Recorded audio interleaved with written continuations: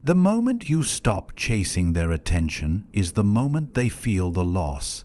And tonight I want you to sit with that truth in silence, because silence is where power returns to the self, and most people never learn that lesson until it's too late. You were taught to speak when you felt uneasy, to explain when you felt misunderstood, to chase when distance appeared. But Stoicism teaches something colder, sharper, and far more dangerous to weak dynamics. It teaches restraint. It teaches timing. It teaches that the man or woman who controls their impulses controls the relationship. And right now, if you've ever felt ignored, taken for granted, emotionally manipulated, or quietly disrespected, this message is for you. Stay with me, because what I'm about to say is not comforting, but it will free you. In modern relationships, especially in America today, people talk too much and feel too little. They over-explain, over-text, overshare, and then wonder why attraction fades. Stoic philosophy never promised romance would be soft. It promised clarity. It promised strength.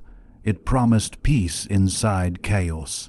When Marcus Aurelius wrote about mastery of the self, he wasn't writing love poems, but he was describing the very energy that creates desire without begging for it.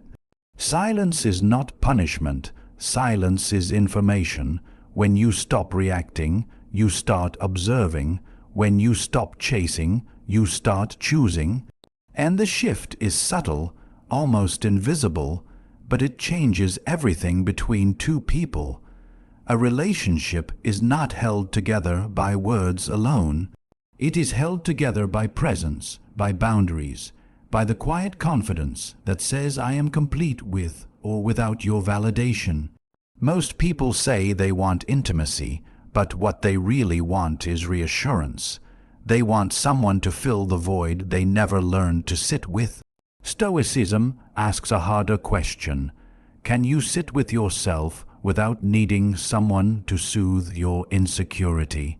Because the moment you can, your energy changes. Your touch becomes intentional. Your words carry weight. Your absence becomes felt. And yes, even desire deepens when desperation disappears. There is something deeply magnetic about a person who is calm under pressure, especially in romantic tension. When arguments arise, most people raise their voice. The Stoic lowers theirs. When accusations are thrown, the Stoic listens. Not because they are weak, but because they understand that reacting emotionally gives control to the other person. Silence in these moments is not retreat.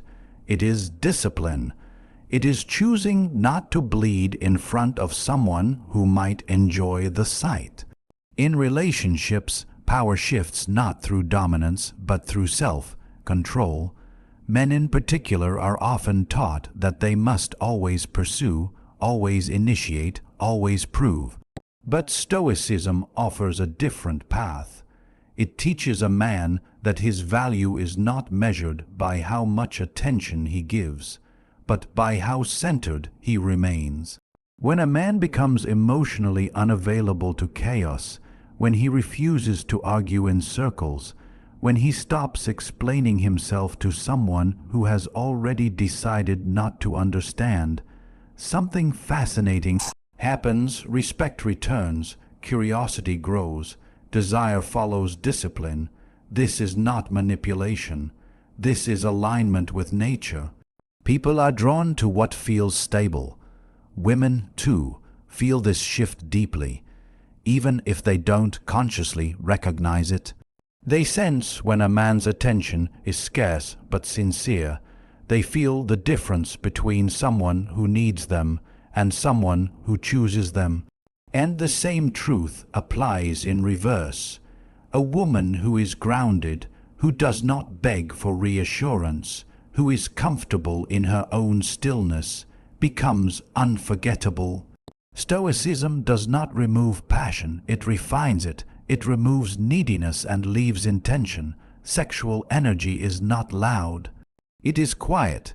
It lives in pauses, in eye contact, in restraint. The Stoic understands that anticipation is more powerful than exposure. When you rush intimacy, you cheapen it. When you let tension breathe, you deepen it. This is why silence can be more seductive than words. A look held a second longer, a touch that doesn't beg for more, a withdrawal that isn't cold but controlled. These are not games, they are expressions of self-mastery. Modern dating culture often rewards emotional extremes. Love bombing, sudden withdrawal, constant validation, endless arguments. Stoicism cuts through all of it. It asks you to act according to virtue, not impulse, to speak when it matters, to stay silent when words would only weaken your position or disturb your peace. And here is the uncomfortable truth. The person who fears losing the relationship more will always have less power in it. Stoicism teaches you to remove fear from the equation, not by becoming indifferent, but by becoming whole. There will be moments when silence feels painful, when you want to text, when you want to explain yourself, when you want to ask why they pulled away. In those moments, remember this. If someone truly values you, silence will not push them away. It will pull them closer. And if silence causes them to leave, they were never aligned with you to begin with. Stoicism teaches acceptance of reality, not attachment to illusion. You do not chase what does not choose you. Emotional discipline does not mean emotional coldness. It means choosing the right time and place to express yourself. It means understanding that intimacy grows in safe spaces, not in emotional chaos. When you finally speak after silence, your words land differently. They are heard, they are felt, because you did not waste them on moments where they would be ignored. This is why Stoic silence feels heavy. It carries meaning. In relationships, arguments are rarely about the surface issue. They are about control, insecurity, fear of abandonment, and unmet expectations. Stoicism does not deny these emotions. It simply refuses to be ruled by them. When you stay calm while the other person escalates, you expose the imbalance. When you listen without interrupting, you gather information. When you respond slowly and deliberately, you regain the upper ground. This is not cruelty. This is clarity. There is a deep sexual confidence that comes from knowing you do not need to be desired to feel valuable. That confidence changes how you move, how you speak, how you touch. It removes urgency from intimacy and replaces it with presence. And presence is intoxicating. When you are fully present with someone, without expectation, without fear, without the need to be validated, intimacy becomes deeper, slower, more intense. Stoicism does not suppress desire. It purifies it. Many relationships fail not because of a lack of love, but because of a lack of self-respect. People tolerate disrespect in the name of connection.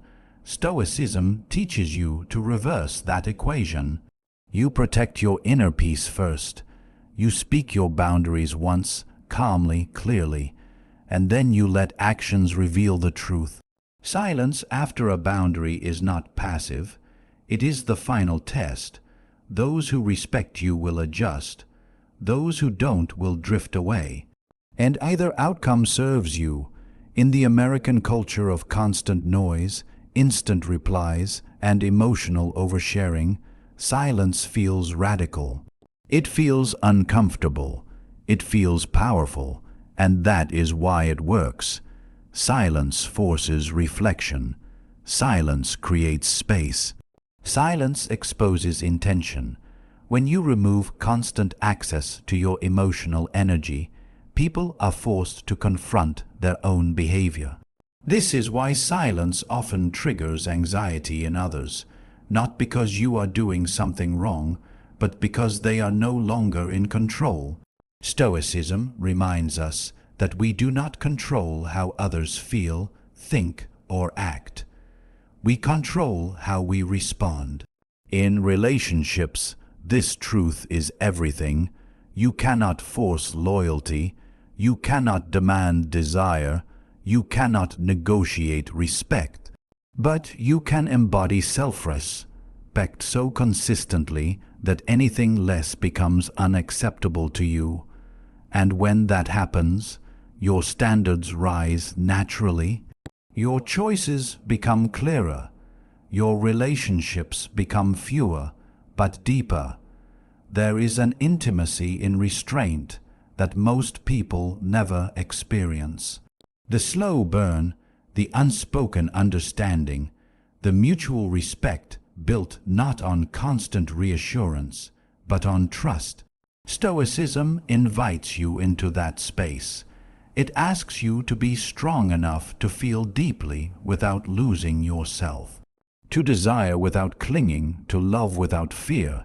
This balance is rare, and that is why it is valuable. If you are listening to this and feeling resistance, that is normal. The ego hates silence. It wants to be heard, seen, validated. Stoicism is not about killing the ego, but about placing it in service of something higher, inner peace. Self-mastery, clear judgment. When you stop reacting, you start leading your own life again, and leadership is attractive. Always has been. In intimate moments, this calm strength is felt without words. It is felt in how you breathe, how you touch, how you wait. It creates safety, it creates tension, it creates trust. Stoicism does not turn you into stone. It turns you into someone whose emotions are deep but controlled. Someone whose presence is grounding. Someone whose silence speaks louder than arguments ever could. At the end of the day, Stoicism is not about winning relationships. It is about not losing yourself in them. It is about understanding that the only person you must live with forever is you. When you honor that truth, every relationship becomes a choice, not a necessity. And choice is where real intimacy begins. So the next time you feel the urge to chase, to explain, to demand clarity from someone who gives you confusion, pause. Breathe, choose silence, not as a tactic, not as punishment, but as an act of self-respect. Let your calm become your message. Let your restraint become your power.